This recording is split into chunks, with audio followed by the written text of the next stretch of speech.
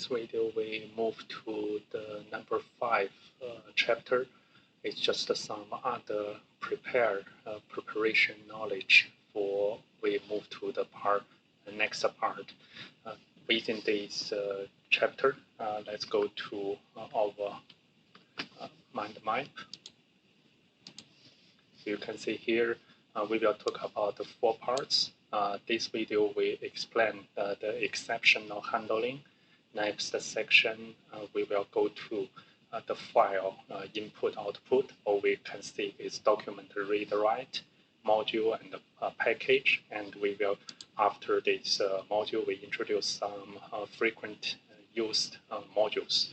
So for today, the exception, we will explain this how you can capture the exception using try and except, and how you can proactive send the exception notification through the raise, and how within the IDE you can use the debug feature. So let's go to the sample.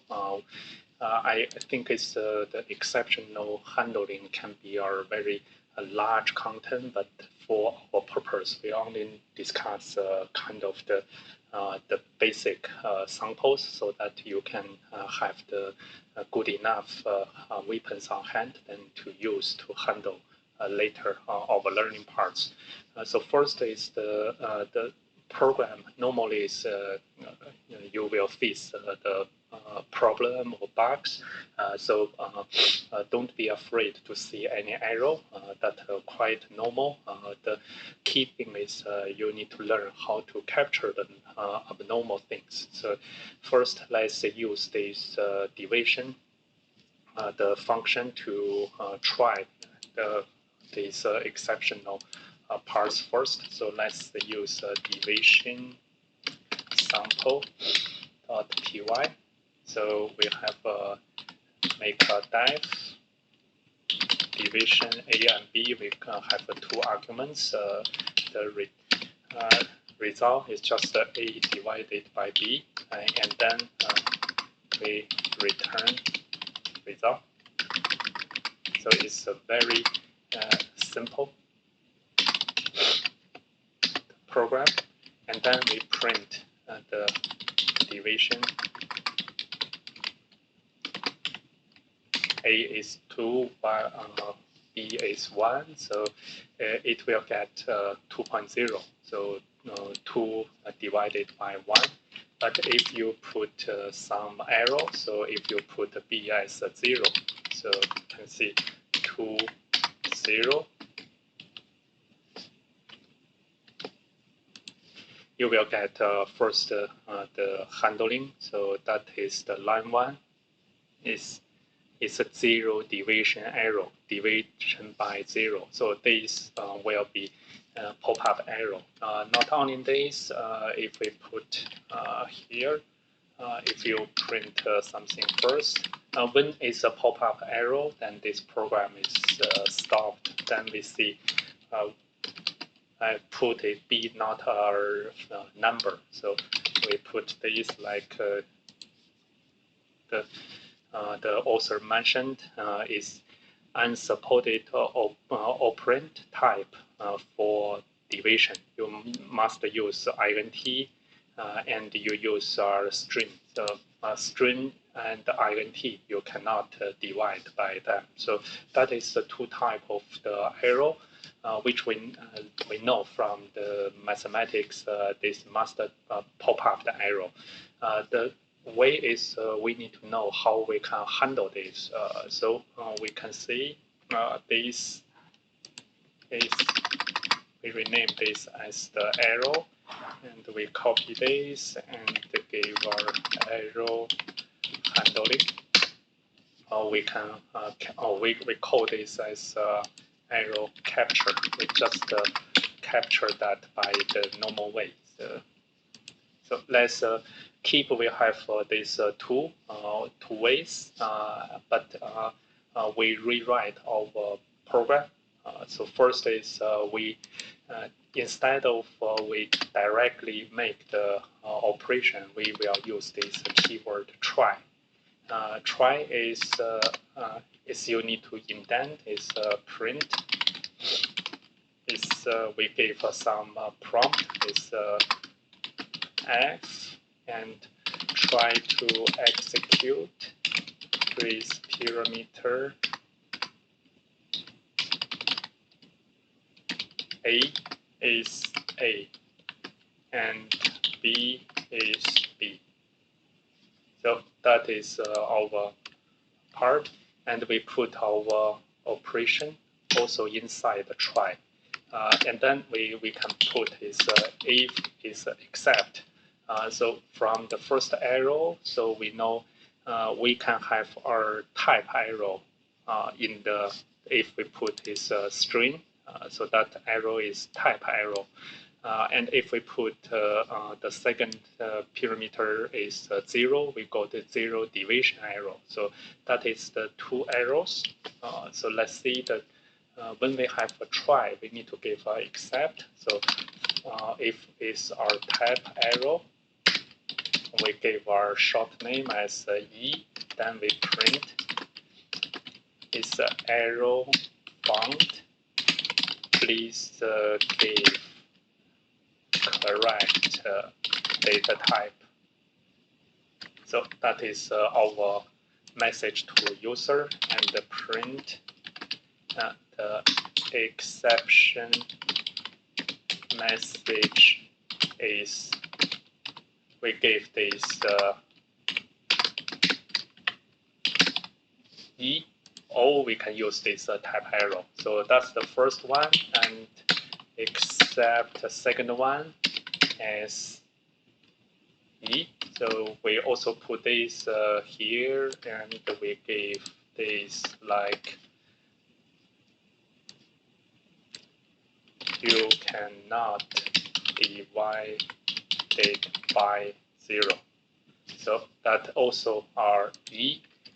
And the key word is finally. Finally is if there's no arrow, or then this we see is function is over. Finished. So let's run here. So first is we run. So try first is finished. Because it's 2 and 1, so it's this one. Try second. We got this 2 is and B is ha ha ha. Then it's arrow found, and then this exceptional is captured by type arrow, and this one is the type arrow message is finished, and result is none. Same as the third one is also finished, but they captured by this 0 division arrow. So that is the arrow capture.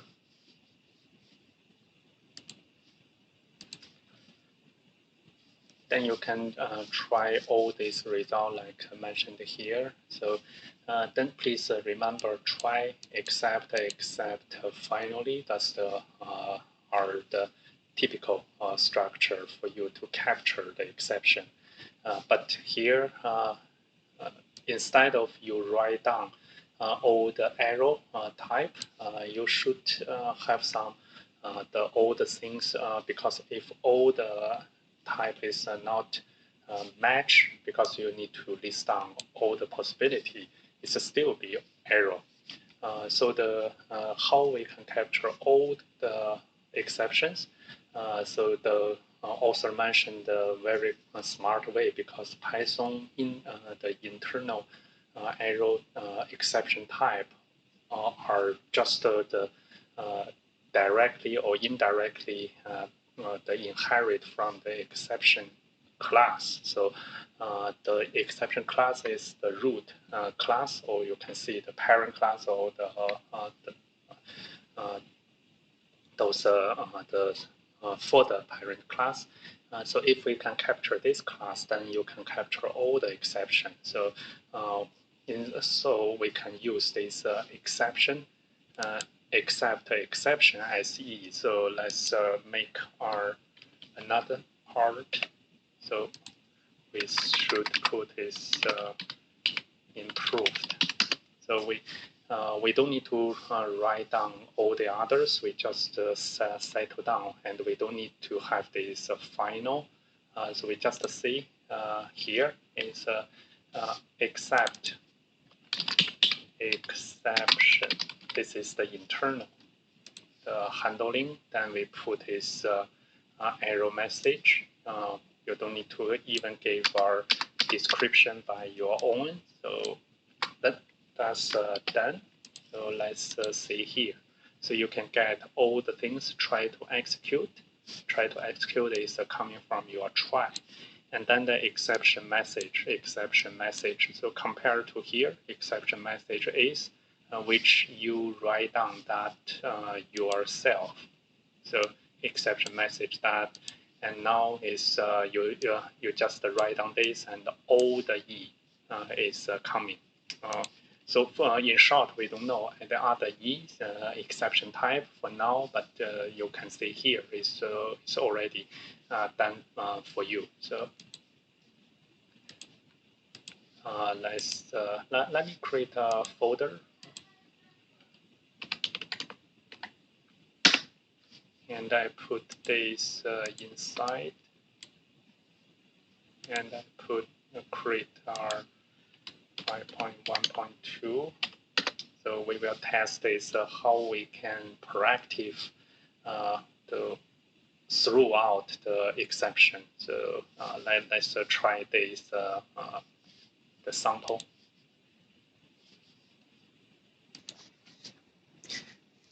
Let's create this sample. We call this exception. Let's give a name. Push exception.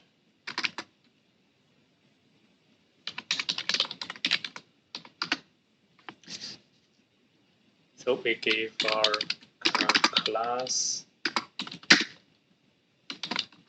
person, and we have this initialization method, this self arguments with self age as none, and then we have a dev set age with this self class and the new age as the input argument.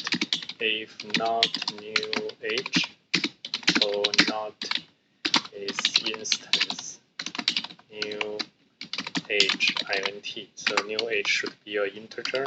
Then we will raise. This raise is the keywords for proactively push the send out this exception or throw the exception. You can see. So we raise what? We raise a type error saying type is incorrect. Need the integer.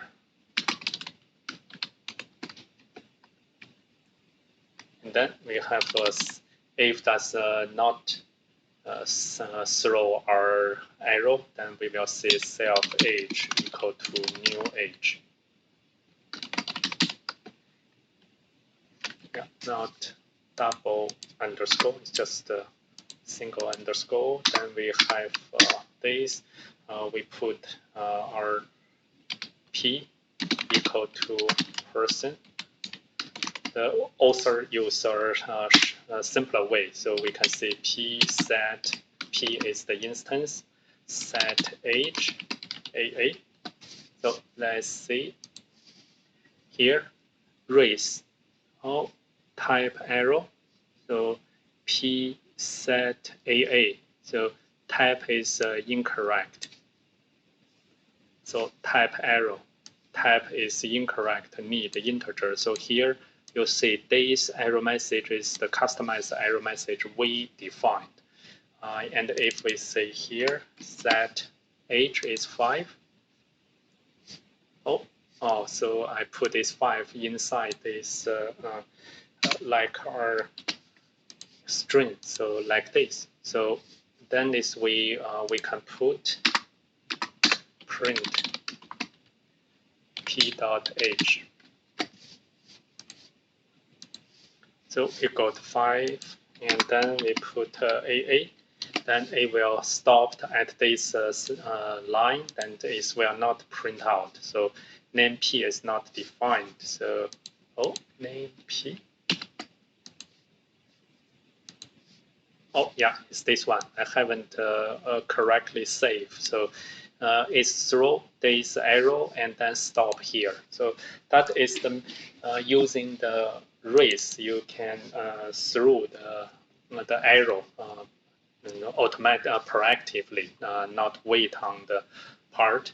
And actually, we mentioned those exception type actually are the inherit from the exception class. So we can also just utilize those exception class. So we define our arrow as the exceptions, the child arrow. So let's see. So we create a new part is child from exception.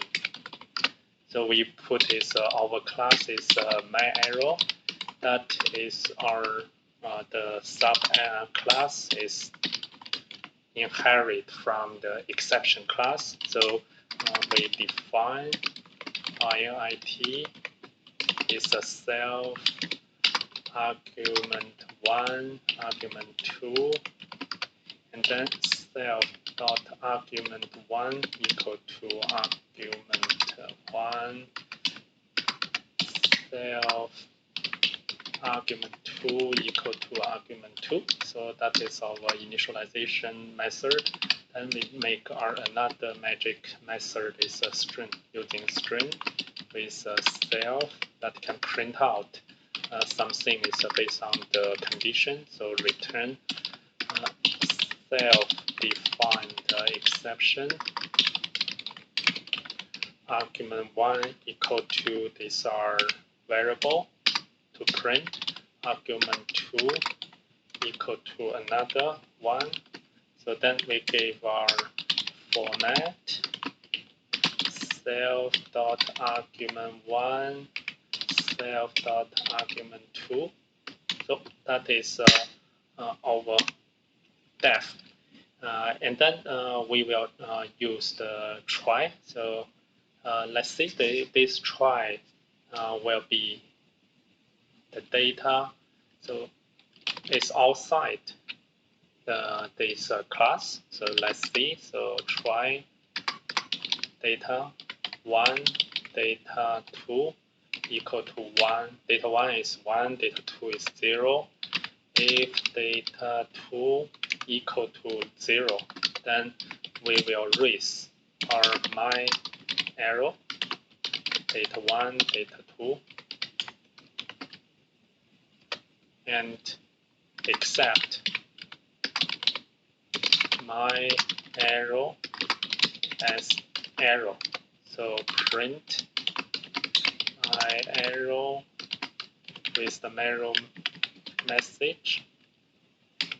Yeah, here is the dot format. Content is our arrow message E. And then finally pass. We don't need to do anything. So let's run. So string format.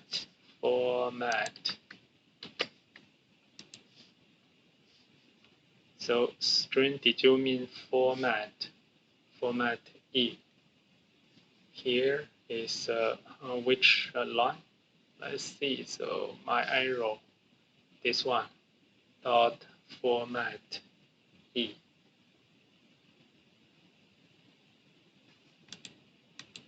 This is correct.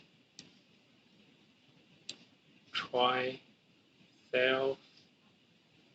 We define our my arrow class, inherit from exception, and then instance this class with argument 1 and 2.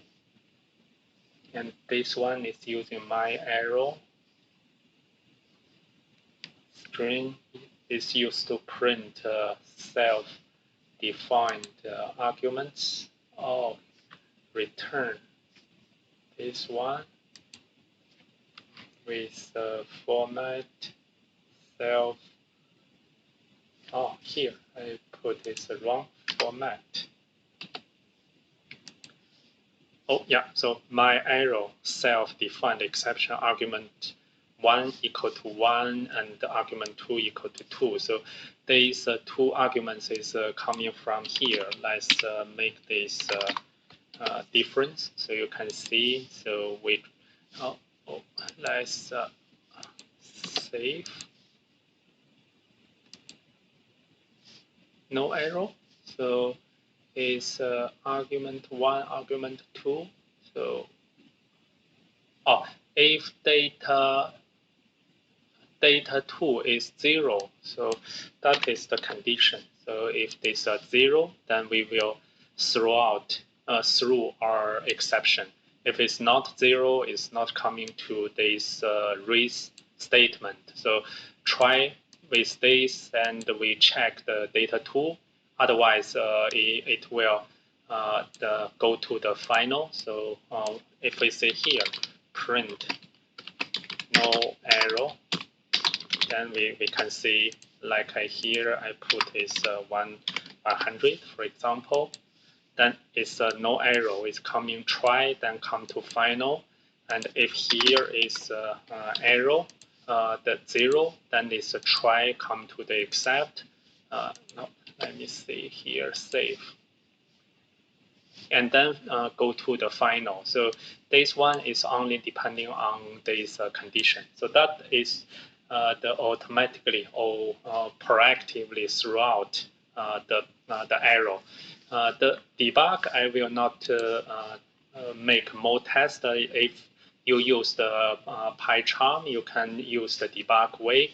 And also, if I use here, so if I put this line and the price F9, here is a break point. It's a similar like the PyCharm, but I'm using the VS Code. So if you click this drop down the arrow, you can also see I can run directly or I can debug run. So run this, it will stop on this line 9.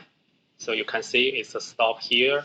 Similarly, it's during this stopping, you can get some the information from the different window. So here is a module is a child from this exception file, and then they go to this breakpoint. So we capture a child from exception. So those are the ways you can make this debug, and you can continue or you can step over. You can step into. So if I step over, it's just a line by line. So and when you run line by line, you see all the result from here. And here is the debug console. You can close that, and also right-click a breakpoint. You can remove a breakpoint. Then you can use this run, and with the normal run.